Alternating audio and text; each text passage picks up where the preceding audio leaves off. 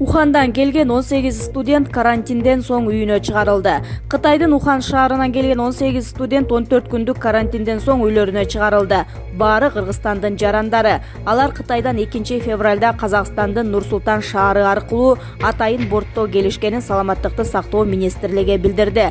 Студенттер 14 күн коронавируска каршы карантинде болуп, дарыгерлердин көзөмөлүндө турушту. Кытайда чыккан вирустан улам Кыргызстан ал жактагы жарандарын Казакстан аркылуу Бишкекке бир канча жолу ташыды. Акыркы жолу 13 февралда 40 жаранын алып келди. Баары студенттер. Келгендер коронавируска байланыштуу текшерүүдөн өткөрүлүп, атайын жайларга карантинге алынууда.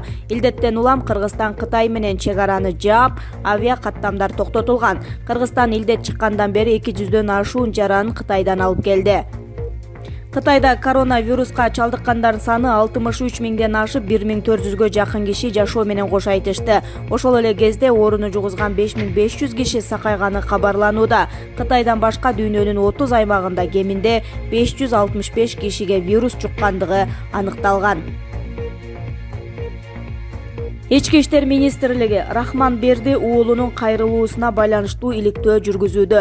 Ички иштер министрлиги спортчу Төлөгөн Рахманберди уулунун президентке жолдогон видео кайрылуусуна байланыштуу иликтөө баштады. Бул тууралуу мекеменин басма сөз кызматы билдирди.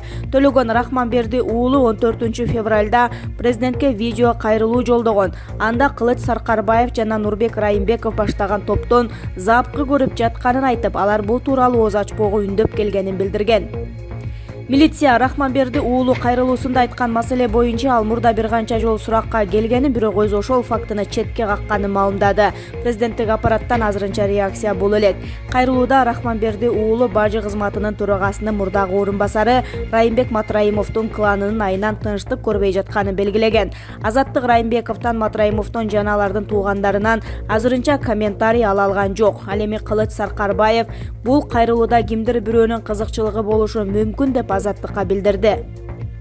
Ош областык милициясы Саркарбаев 2019 жылдын 22 сентябрында Ош шаарына жакын Фуркат айылында мурдагы милиция кызматкери эрежесиз мушташ чебери Төлөгөн Рахманберди уулун аткан деп маалымат тараткан. Кийин Рахманберди уулу өзүн өзү атып алганын айтып чыккан. Бул иш сотко чейинки өндүрүшкө алынып, териштирүү жүрүүдө. Кылыч Саркарбаев Ош мэриясынын спорт комитетин 2015 жылдан бери башкарат. Ал эми Нурбек Райымбеков Кара Суу районундагы Сабай айыл өкмөтүнүн башчысы Мунарбек Сайпединовдун бир тууганы. Ал буга чейин каракчылык боюнча кармалган. Лукашенко Беларусь транзит куурлардан мунай ала баштаарын эскертти. Беларусь президенти Александр Лукашенко Орусия кара май менен керектүү көлөмдө камсыз кылбаса, Беларусь транзит куулардан мунай ала баштаарын эскертти. Бул тууралуу Беларустун Белта кабар агенттиги маалымдады. Минск менен Москва муңайдын көлөмү боюнча мунаса таба албай келет. Беларусь кошуна өлкөнүн арзан кара майына көз каранды.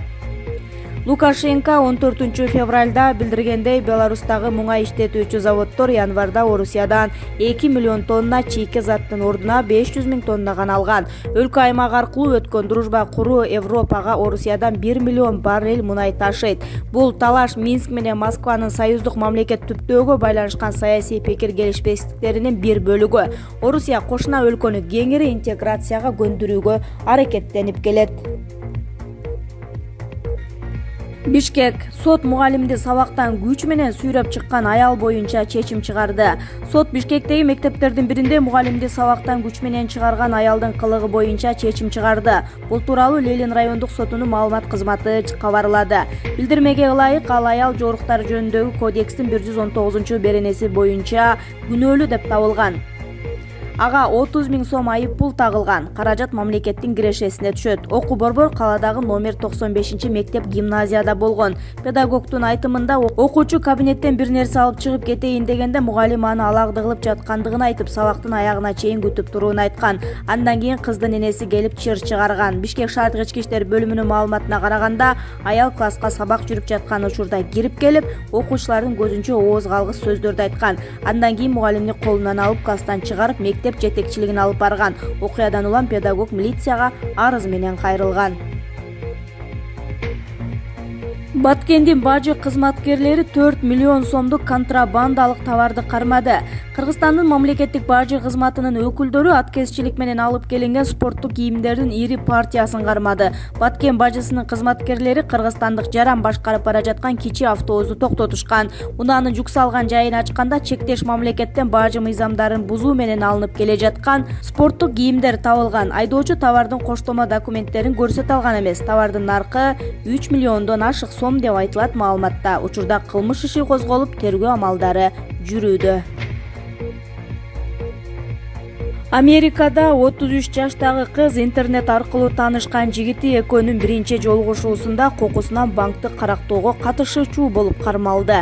Американын Массачусетс штатында 33 жаштагы кыз интернет аркылуу таанышкан жигити экөөнүн биринчи жолугушуусунда кокусунан банкты карактоого катышуучу болуп кармалды. Бул тууралуу чет элдик басылмалар жазып чыгышты.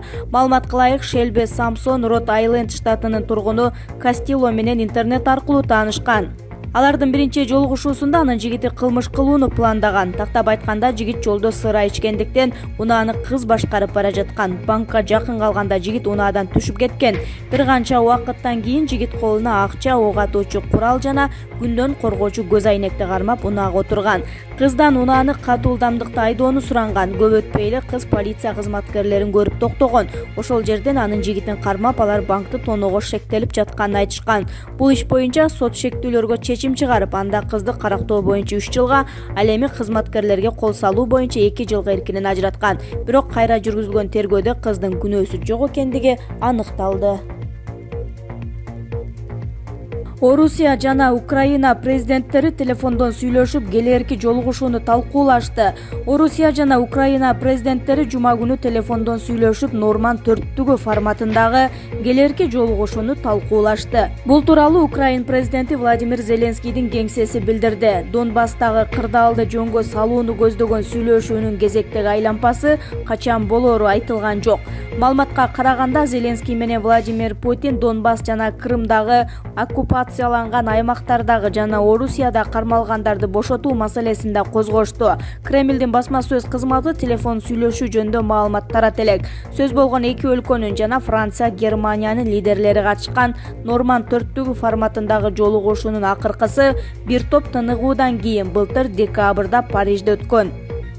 Анда Украинанын чыгышындагы кырдаалды жөнгө салууну караган Минск келишимдерин аткаруунун жол картасын түзүү, Донбасстагы 3 жерде жаатташкан тараптардын күчтөрүн куралдуу жаңжал тилкесинен чыгаруу жана туткундарды айырбаштоо тууралуу макулдашылган. Азырынча ушул акыркы пункт канаткарылды. 2014-жылы Украинанын чыгышында орусиячыл жикчилдер менен өкмөттүк армия ортосунда уруш башталган. Жаңжал ошондон бери 13 миңден ашуун кишинин өмүрүн алып кетти. Ага чейин Москва кошуна өлкөнүн Крым жарым аралын аннексиялап алган. Кубатбек Боронов сүйлөп жатканда атка минерлер уктап калды. Кече 14 февралда Бишкек мэрия 2019 жылдын жыйынтыгын чыгарган. Жыйында вице-премьер-министр Кубатбек Боронов сөз сүйлөп, алдыда өтө турчу шайлоо, Борбор калаанын экономикасы жана башка маселелерди айткан. Бороновдун сөзү 1,5 саатка созулуп, айрым жетекчилерди бул учурда уйкуга тарткан. Жергиликтүү маалымат каражаттары уктап отургандардын сүрөтүн жарыялады. Кызматтан кеткен Разаков эмне менен алектене турганын айтты. Кече 14 февралда мурдагы вице-премьер-министр Жеңиш Разаков отставкасынын себебин журналисттерге айтты. Анын айтымында 30 жылдан бери эмгек өргүүсү жок иштеген. Үйдөгү маселелер жана ден соолугу менен алектенишим керек, деди Разаков. Эске салсак, 11 февралда Разаков вице-премьер-министр кызматынын өз каалоосу менен кеткен. 50 жаштагы киши коронавирусту үй бүлөсүнө жуктуруудан чочулап өз өмүрүнө кол салды. Индиянын Андхра-Прадеш штатынын 50 жаштагы тургуну коронавирусту үй бүлөсүнө жуктуруудан чочулап өз өмүрүнө кол салды. Бул тууралуу чет элдик басылмалар жазды. Бала Кришна аттуу фермер телефон аркылуу коронавирус жөнүндө видеолорду көп көрүп баштаган. Бир күнү ал жөтөлүп жатканын байкайт. Бир нече күндөн кийин өзүнө вирус жуктурдум деген диагноз коюп ооруканага кайрылган. Ал жерден вирустук лихорадка, дене табынын көтөрүлүшү экенин билдиришкен. Маалыматтарга ылайык, Индияда вирус жуктурган 3 учур гана катталган. Бирок анын бири дагы Андхра-Прадеш штатында болгон эмес. Дарыгерлер ал коронавирус жуктурбаганын айтышканда ишенбей койгон. 9 февралда Кришна үй бүлөсүнө андан алыс жүрүүнү эскерткен. Ага жакындагандарга таш ыргытып, жанына эч кимди жолоткон эмес. Ал эми 11 февралда жакындарын үйүнө камап, апасынын мүрзөсүнө барып өз өмүрүнө кол салган. Маркумдун уулу убагында көңүл бөлүнбөгөн үчүн ушундай окуя болгонун билдирди. Шык Маматов: саясий комбинаторлор Бабановду чапкандай эле премьерди оодарат. Парламентке быжыраган партиялар келсе, саясий комбинаторлор Бабановду алып ыргыткандай эле премьерди оодарат. Бул тууралуу Жогорку Кеңештин мурунку депутаты Алмамбет Шыкмаматов майдан көрсөтүүсүндө айтты. Мисалы, Германияда парламенттик шайлоо менен эл президентти шайлагандай эле болушат. Анткени 4 жылга партиялар келет жана эң көп добуш алып келген партиянын лидери премьер-министр болот. Ал утту, аны эл тандаган деп 4 жыл башкарат. Ал эми коалициялык көпчүлүк аны колдоого мажбур болот жана 4 жыл иштейт. Эгерде ошондой туруктуулук болсо, 3% болгону деле жакшы. Бирок кыргыз реалдуулугунда Жогорку Кеңешке быжыраган майда партиялар келсе, саясий комбинаторлор бат эле табылып, Бабановду жыга чапкандай премьерди алып ыргытат, деди Шыкмаматов.